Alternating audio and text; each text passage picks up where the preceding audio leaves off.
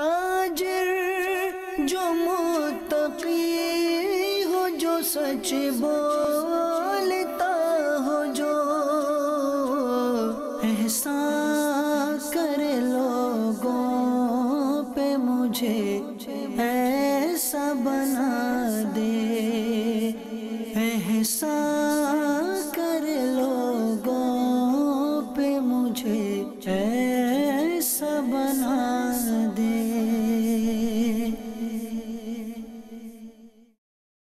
الحمدللہ رب العالمین والصلاة والسلام علی سید الانبیاء والمرسلین، اما بعد فاعوذ باللہ من الشیطان الرجیم، بسم اللہ الرحمن الرحیم۔ محترم ناظرین کرام، سلسلہ ہے ہمارا احکام تجارت۔ کال دیجیے گا مجھے، اس کے بعد پھر سلسلے کو مزید آگے بڑھاتے ہیں اور آڈینس کے بھی سوالات لیتے ہیں۔ پوچھنا چاہتے ہیں کہ ہم نے بزنس شروع کیا ہے کہ عمرہ کروانا ہے، تو جو اس کی لوگوں کو اس کی ادائیگی وہ قسطوں میں کریں گے، وہ جتنے پیسوں میں عمرہ ہوگا اس کی ادائیگی قسطوں میں کریں گے، پر منتھ 25 روپے قسط، کیا یہ جائز ہے؟ دیکھیے، عمرے کا پیکج جو ہے ایک سروس ہے بنیادی طور پر، اور اس سروس کے اندر ہوٹل کا کرایہ اور دیگر جو کرایہ جات ہیں وہ شامل ہوتے ہیں۔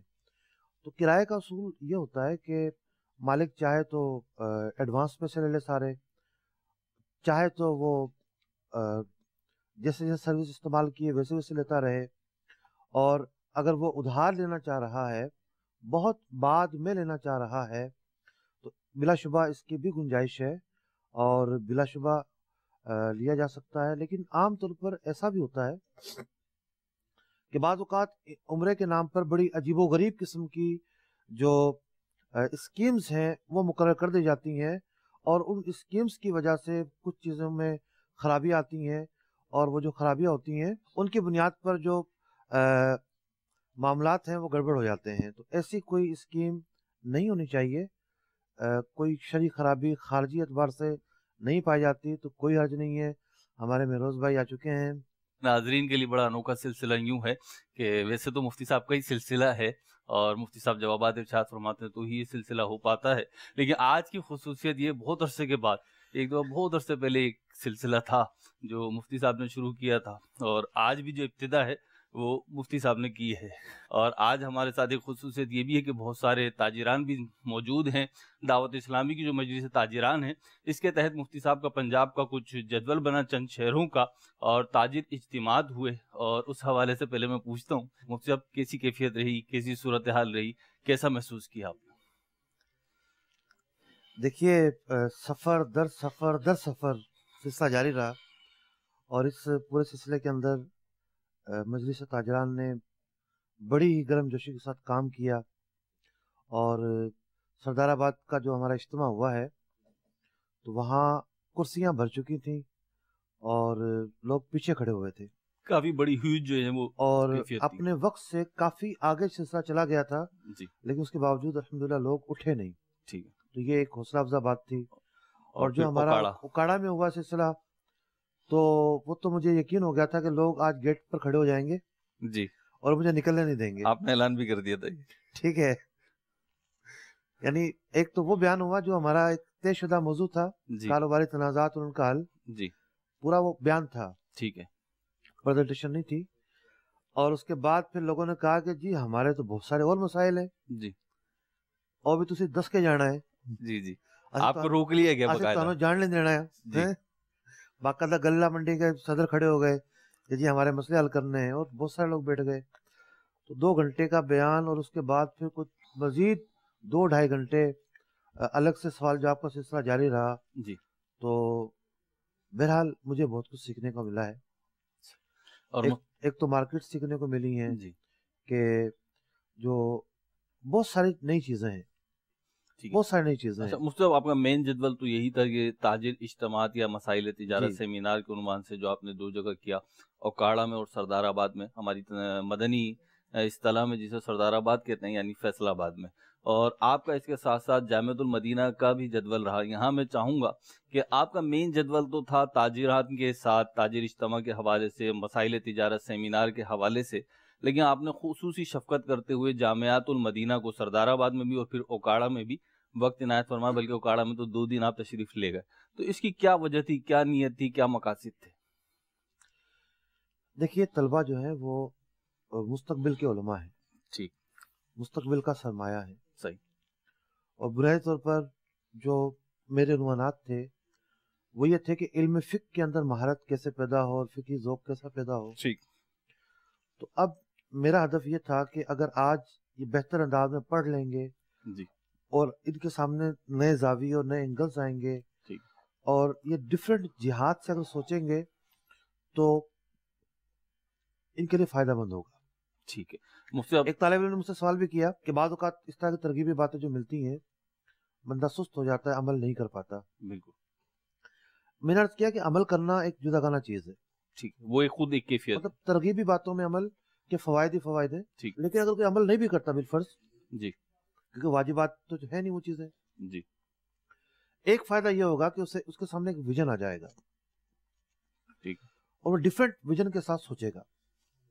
ठीक है। ये जामिअतुल मदीना के हवाले से आप इरशाद फरमा रहे हैं कि मुफ्ती साहब ने जैसा फरमाया कि अमल एक जुदागाना कैफियत का नाम है, एक जुदागाना चीज़ है। इसके साथ साथ एक चीज़ है विजन, आपका विजन बड़ा हो जाए, आप विजनरी हो जाए, एक आपकी जो देखने की सलाहियत है वो एक बड़ी स्क्रीन पे चीज़ों को देखना शुरू कर दे, तो उससे ये होता है आपने सोचने, समझने और फिर अमल करने की, आगे ज़िंदगी में अचीवमेंट लेने की, गोल अचीव करने की सलाहियत आपकी बढ़ जाती है। मुफ्ती साहब, यही आपने इरशाद फरमाया। अच्छा मुफ्ती साहब, आज बातें तो बहुत सारी हैं, यकीनन आज का पूरा सिलसिला आपके जदवल पर ही हो सकता है, और कुछ ऐसी भी चीज़ें मैंने मुलाहिजा की हैं जदवल में जो हमारे मुफ्ती साहब के जदवल का बाकायदा सिलसिला हिस्सा नहीं थी, लेकिन मैंने महसूस किया कि एक आलिम दीन जो होता है, मुफ्ती इस्लाम जो होता है, जब वो इस्लाम की तालीमात को सीखता है और फिर वो उस फन में महारत हासिल करने के बाद अल्लाह ताला उसे वो मकाम देता है कि वो दूसरों को सिखा रहा होता है, तो फिर उसके अमल की कैफियत क्या होती है, उसके सोचने की, समझने की सलाहियतें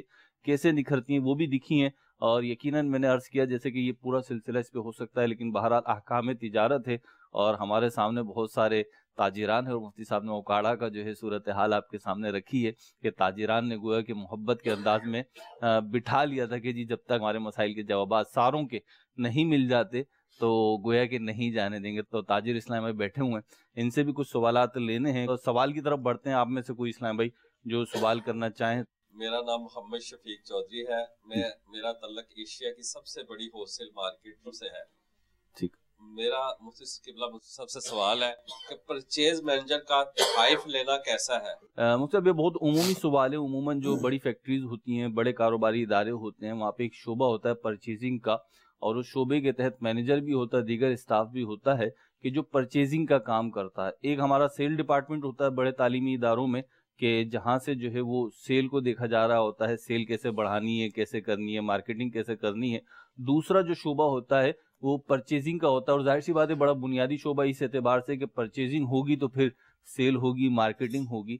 तो अब इसमें जब खरीदारी करनी होती है तो सेल्स मैनेजर को मुख्तलिफ कंपनीज, मुख्तलिफ इदारे, मुख्तलिफ दुकानदार ऑफर्स करते हैं। छोटे बड़े इदारे जैसे होते हैं वो वैसी ऑफर्स करते हैं कि जनाब आप इतने पैसे ले लें, या ये गिफ्ट ले लें, मोबाइल फ़ोन ले लें, गाड़ी ले लें, एसी ले लें, XYZ छोटे बड़े गिफ्ट्स की उन्हें ऑफर करते हैं। तो किसी तिजारती कंपनी के सेल्स मैनेजर का उस इदारे से जहाँ से वो परचेजिंग कर रहा है गिफ्ट लेना कैसा?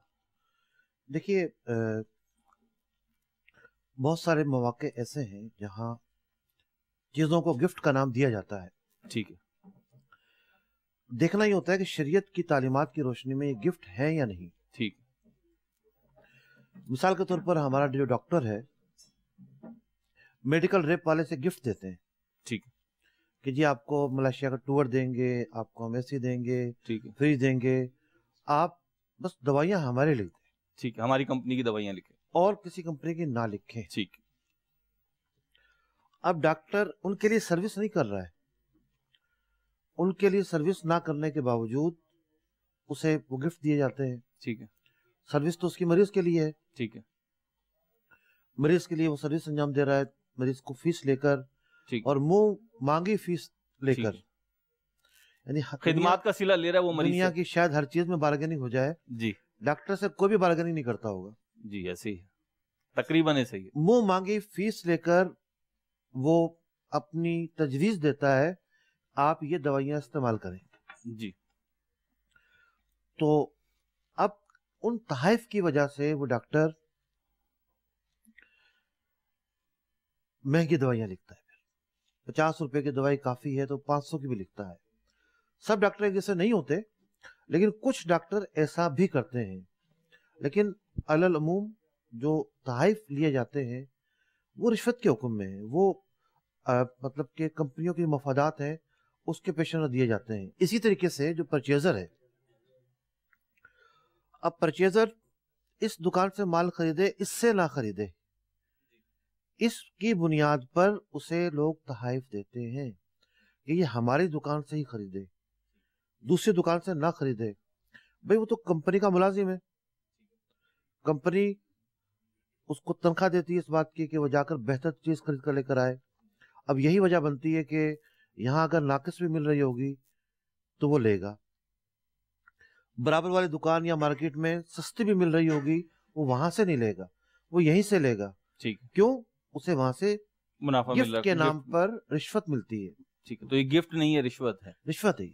ठीक है और यहीं से जो मालिकान हैं, जी, जिनका वो मुलाजिम है, जिनसे वो तनख्वाह लेता है, उनके साथ वो खयानत कर रहा होता है। अल्लाह। तो ये तरीकाकार बिलाशुबा गैर शरई है। ठीक है, मतलब इसका गिफ्ट का नाम दे, मिठाई का नाम दे, XYZ, जैसे आपने फरमा दिया, ये रिश्वत है और नाजायज हो जहन्नम में ले आने वाला काम है। इससे हमें बचना चाहिए। जो परचेजिंग के शोबे में अल्लाह ताला आपको इस्तेकामत दे, अल्लाह अज़्ज़ व जल पे तवक्कुल रखिए, आपकी जो जायज़ आमदनी है उस पर भरोसा कीजिए, अल्लाह ताला उसी में बरकत डाल देगा।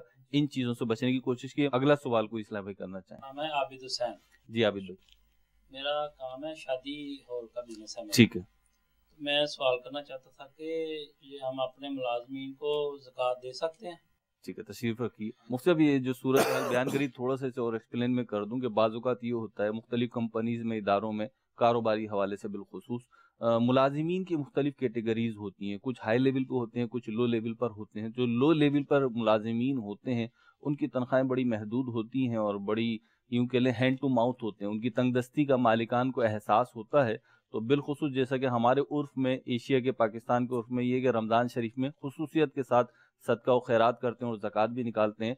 तो वो चाहते हैं कि हम इस सदका और खैरात और ज़कात में से अपने जो मुलाजिमीन हैं उनको भी कुछ दे दें ताकि उनका भला हो जाए, या उनके यहाँ कोई तकरीब आ गई है शादी वगैरह की। तो देखिए, अगर मुलाजिमीन के साथ ये तय कर रखा है कि सालाना बोनस उन्हें दिया जाएगा, जी अगर ये तय कर रखा है, ठीक है, और फिर ख्याल आया कि उन्हें ज़कात दे दी जाए, ठीक है, तो वो सालाना बोनस तो सैलरी के तौर पर तय कर रखा है, ठीक, तो वो ज़कात से नहीं दिया जा सकता। ठीक है, वो ज़कात से नहीं दी जाए। ज़कात जहां देनी है वहां आपका कोई मफाद नहीं होना चाहिए, ठीक, उस मौके पर ज़कात देनी है। ठीक, कोई मनफियत ना हो हमारी। मतलब पहले से तयशुदा अगर वो वाजिबुल अदा पैसे हैं जी, तो वो तो आपको देने देने हैं, ठीक है, ज़कात तो उसका हिस्सा नहीं बन सकती। सही, दूसरी बात यह है कि ज़कात के लिए सबसे पहले करीबी रिश्तेदार, ठीक, आस पड़ोस, ठीक, और उसके बाद जो हम पेशा लोग हैं, जो हम पेशा लोग हैं, किताबों में लिखा है कि उसका तीसरा चौथा नंबर आता है। ठीक,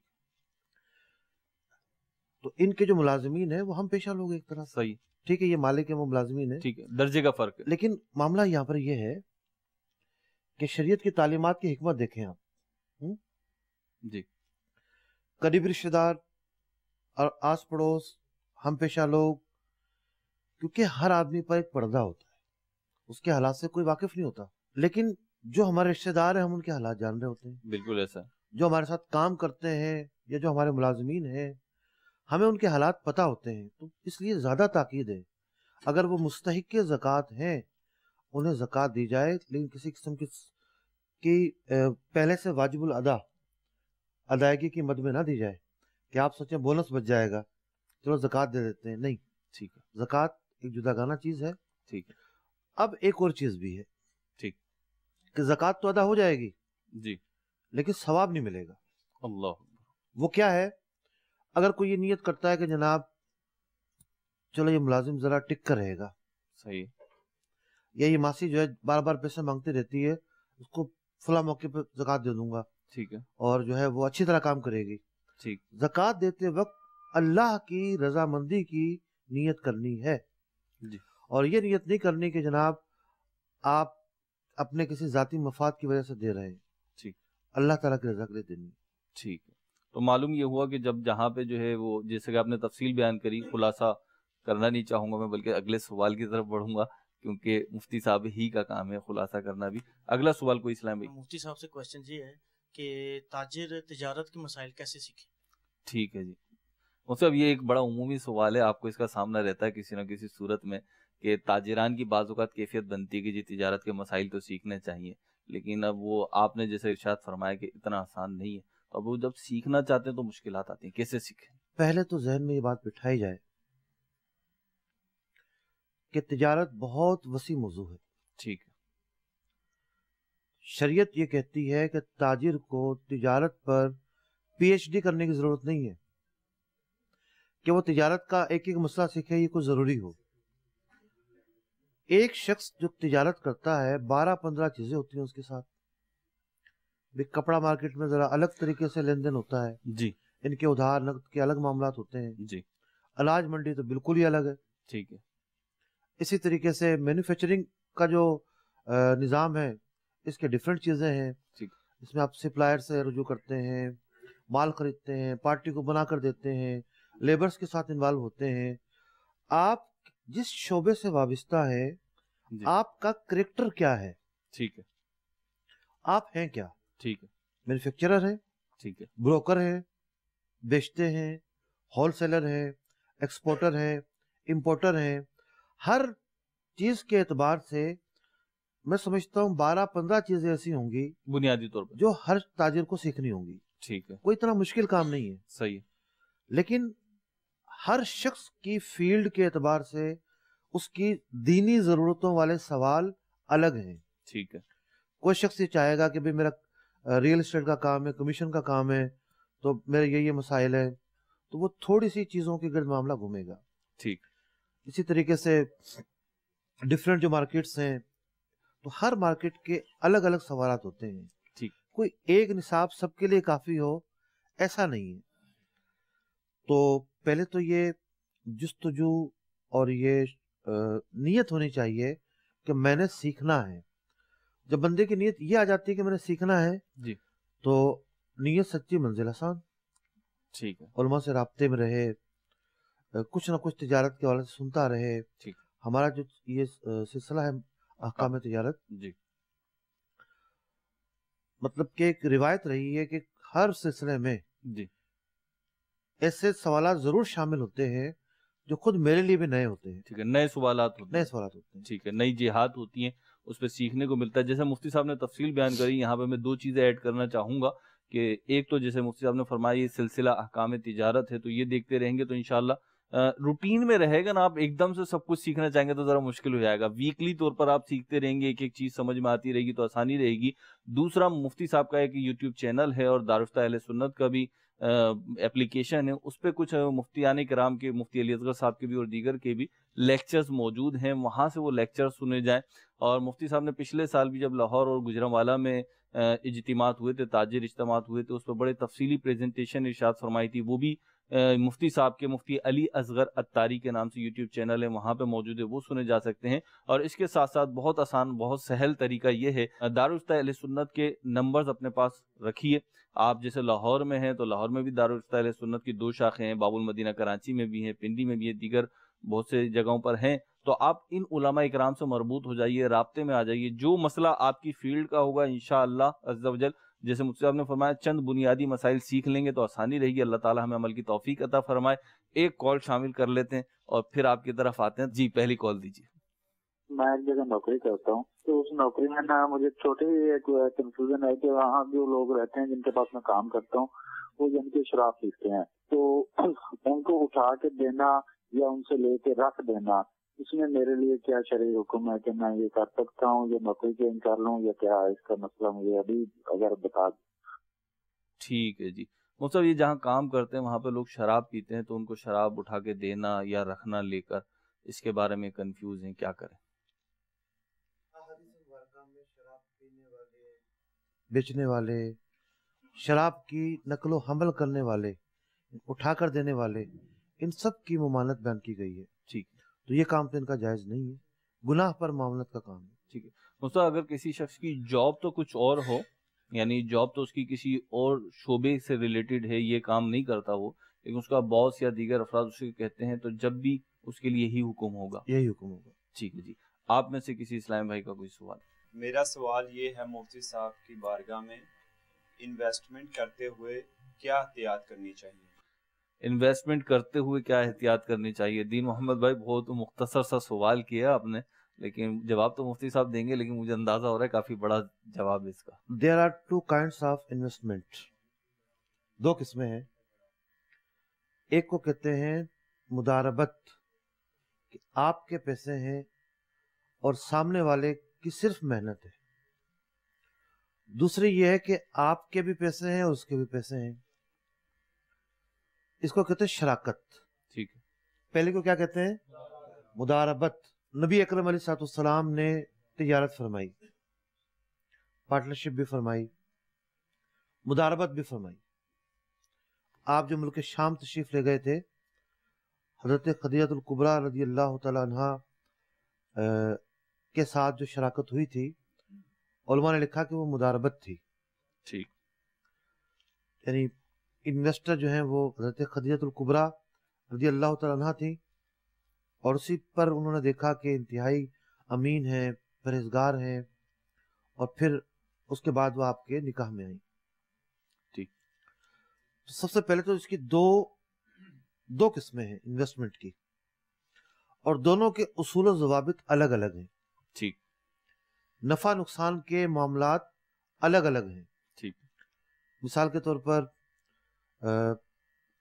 पार्टनरशिप, जब दोनों के पैसे होते हैं, अगरचे कम ज्यादा हो, उसका उसूल ये है कि जब भी नुकसान आएगा एज पर कैपिटल आएगा। ठीक।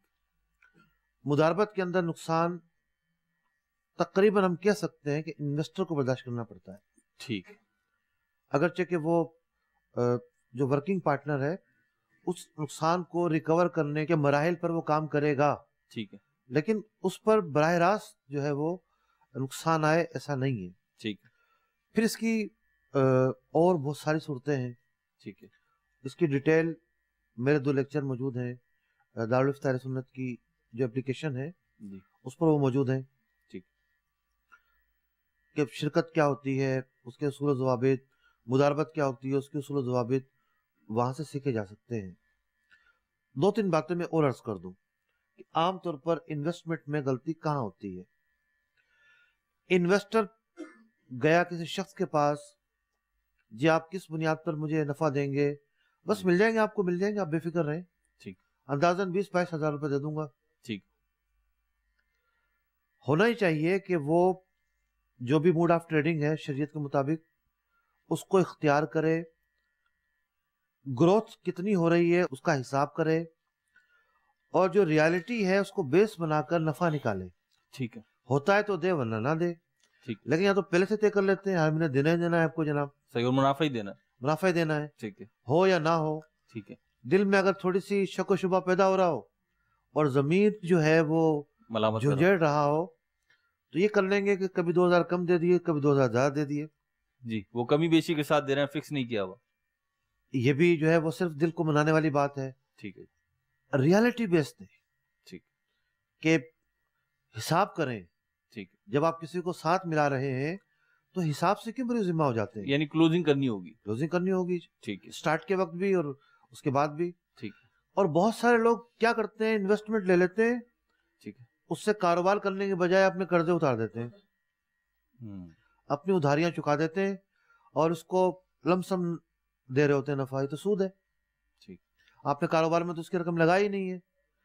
तो इन्वेस्टमेंट का नाम नहीं होना चाहिए, हकीकी बुनियादों पर होनी चाहिए।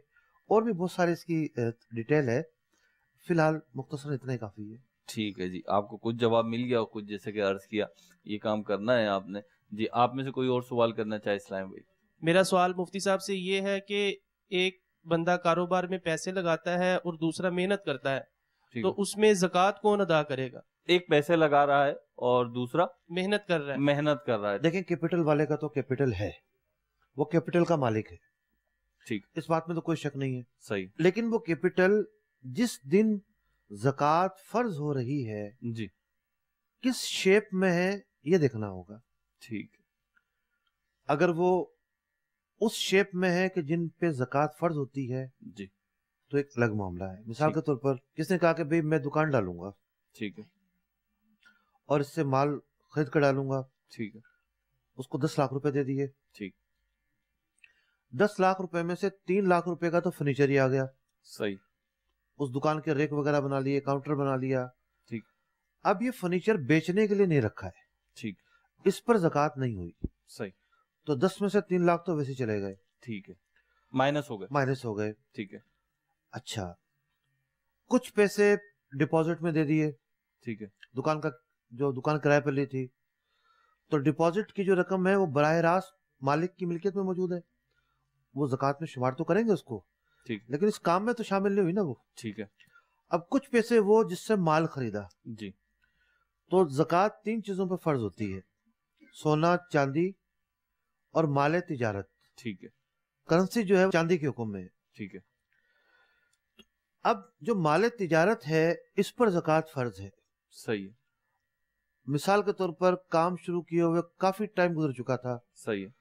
और लोट फेर भी हो चुकी है, यानी कि माल आया, माल उसके बाद बेचा और खरीद लिया और डाल लिया, तो अब देखा जाएगा क्या ग्रोथ में गया या नहीं गया। ठीक है। अगर ग्रोथ हुई है तो स्लीपिंग पार्टनरशिप जिसकी है जी, स्लीपिंग पार्टनर का भी हिस्सा बन गया। अगर नफा बिल्कुल नहीं होता तो जो मुदारिबत में जो इन्वेस्टर है जी, कैपिटल उसी का माल है। तो ठीक है। जब ग्रोथ होगी तो ग्रोथ होने में जो प्रॉफिट हुआ, अब जो वर्किंग पार्टनर है उसका भी शेयर आ गया। ठीक। तो फिर वो भी अपने हिसाब में उसको शुमार करेगा। ठीक। तो ये थोड़ा सा पेचीदा है, सही। लेकिन इतना मुश्किल नहीं है। ठीक है जी, मुफ्ती साहब ने तफसील बयान कर दी, और कॉल की तरफ बढ़ते हैं। एक कॉल शामिल सिलसिला करते हैं जी। मोहम्मद फारूक अत्तारी, हिंद कर्नाटका के शहर कोलार से बात कर रहा हूँ। मेरा मुफ्ती साहिब की बारगाह में सवाल ये था, जब हम कोई चीज़ लेने जाते हैं क्या दुकानदार से उसकी असल कीमत मालूम कर सकते हैं? ये एक आदत होती है कि जी तुम्हें कितने की पड़ी है। अच्छा, बाजू का दुकानदार खुद भी बता रहे होते हैं कि जी मुझे तो खुद ये चीज इतने की पड़ी है, तो मैं आपको हाँ, वो कैसे 4000 की बता के 400 में दे रहे होते हैं फिर। जी, ऐसा भी हो जाता है। देखिए, अखलाकन ये मायूब सवाल है, पूछना भी मायूब। कुछ सवालात ऐसे हैं जो मायूब तस्वर किए जाते हैं। ठीक है। आपकी सैलरी क्या है? ठीक है। आपकी बहनें कितनी है? ठीक है। हमारे माशरे में बहुत मायूब सवाल है ये। ठीक है। इसी तरीके से आपको ये कितने की पड़ी है, ये मायूब सवाल है। ठीक।